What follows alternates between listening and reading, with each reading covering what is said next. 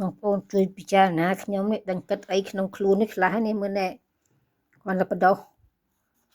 បដោះដាក់ស្បៃឯងដូចផ្ទះឯងមានដីដាំអញ្ចឹងឃើញទេមើលណែអត់ទៅពេលវាដោះទៅអានេះវាលឿនពេកវាខ្ញុំដាក់ដាំនៅក្នុងផ្ទះហើយដល់ទៅពេលអញ្ចឹងទៅវាដោះឡើងលូតលឿនមែនតើអត់ដឹងគិតមិនទេខ្ញុំនេះដឹងដីទៅណាដាក់ដាំទេដោះឡើងចម្រូងចម្រាស់ឲ្យមកទៅណែនេះមិនតែ2មុខទេ3 4មុខច្រើនមុខទៅតែបងប្អូនហើយមើលនេះ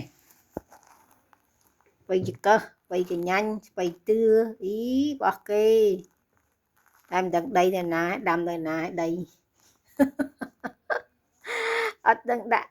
ដាំនៅកន្លែងណាខ្លះទេខ្ញុំហើយវាច្រើនពេកទៅ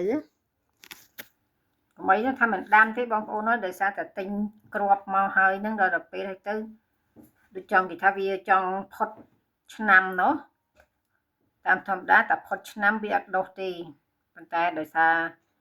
សាកទៅដុះក៏ដុះមិនដុះក៏ហីទៅបើធ្វើម៉េចបើវាចឹងហើយឥឡូវហ្នឹងដាក់ទៅមានអីណែឡើងដុះឡើងសំពូងតាមស្រួលនឹងដកបើតែទាន់ផ្ទេទុកវាសិនណាចាំមិនមកចាំឲ្យវាផុតខែហ្នឹងសិន